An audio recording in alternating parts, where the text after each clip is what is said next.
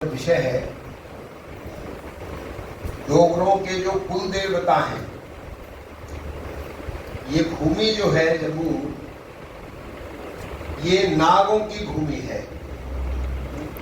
यहाँ प्रत्येक देवी देवता हमारे पूर्वज नागों के रूप में पूजे जाते हैं। इसलिए भगवान कृष्ण से जब नाग का युद्ध हुआ और उसमें भगवान कृष्ण से नाग हारे तो उन्होंने पूछा हमको कहाँ जाना चाहिए।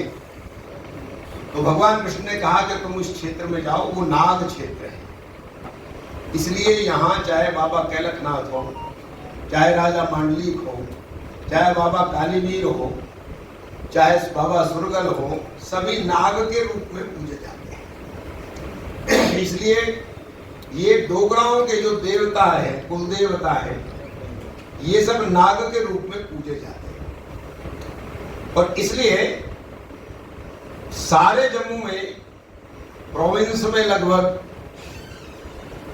इन कुल देवताओं का बड़ा सम्मान है और ये एक प्रकार से यहाँ रक्षा करते हैं, सबको सही दिशा देने वाले हैं। बाबा कालीवीर यहाँ के राजा हुए हैं, जो कश्मीर क्षेत्र है। हमारा इतिहास जो पीछे सरकारें रहीं, उसमें सरकार के द्वारा, कम्युनिस्टों के द्वारा, मिशनरीज के द्वारा और मुसलमानों के द्वारा हमारे इतिहास को छुपा दिया। जम्मू कश्मीर का इतिहास ये वीरों का इतिहास है।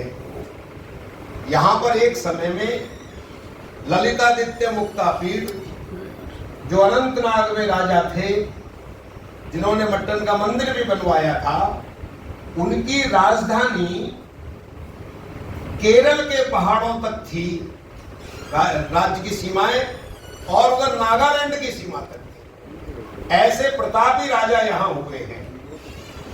इतना ही नहीं, तो भगवान कृष्ण के भी यहाँ पर 2 बार आए हैं। एक बार जो गोनंद राजा थे कश्मीर के, वो जरासंध की तरफ से लड़ने कृष्ण के सामने गए थे। जब युद्ध में उनकी हार हो गई, उनकी मृत्यु हो गई, तो उनके 9 साल के बेटे को गद्दी पर बैठाने के लिए स्वयं भगवान कृष्ण यहाँ आए थे। और एक छोटा बेटा जो था, शायद उसका नाम संभय या कुछ ऐसा है, वो भी यहीं पर ब्याया था, जो आजकल पीओ का क्षेत्र गिना जाता है, वहां पर वो ब्याया था। तो ऐसे 2 बार भगवान कृष्ण भी जम्मू कश्मीर की धरती पर आए हैं। अर्जुन और बब्राभान का जो युद्ध हुआ, जिसमें अर्जुन की गर्दन कटी और बब्राभान जीता उसमें, तो वो स्थान भी यहीं पर है। सुईसर और मानसर, यहीं पर वो मणि निकली थी जिससे अर्जुन की गर्दन दोबारा जोड़ी गई थी। और बब्राभान, ये जो किशनपुर गांव है, किशनपुर के बराबर में बबोर गांव है, जो यहाँ पर वो मंदिर बब्राभान का था। अभी भी छोटा सा टूटा हुआ मंदिर वहां पर बचा हुआ है, आप जाएंगे तो देखेंगे उस स्थल। ऐसा उज्जवल इतिहास राजतरंगिणी जो कल्लण कवि ने लिखी थी, कभी मौका मिले तो सबको पढ़नी चाहिए। तो जम्मू कश्मीर के लोगों का आत्मगौरव जागेगा कि हम ऐसे वीरों की संतान हैं, और हम किनके तले दब गए जिनमें कुछ भी दम नहीं था, और आपस में फूट के कारण से हम पर लोग राज्य करते चले गए। और इसलिए तेजस्वी डोगरे, तेजस्वी बाबा कालीवीर, राजा मांडलिक दामाद को कहते हैं मंडलिक, आत्मगौरव जगे, अपने इतिहास को जाने।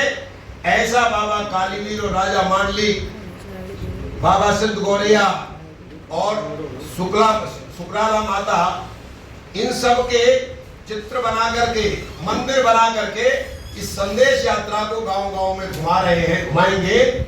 उसका 3 तारीख को प्रातः काल 10 बजे पतियाला चक गांव में जो राजा मांडलिक का स्थान है, उस स्थान पर इस यात्रा का उद्घाटन होगा। और दूसरी यात्रा का उद्घाटन शाम को 4 बजे लखनपुर में जो किले में मंदिर है उसमें होगा।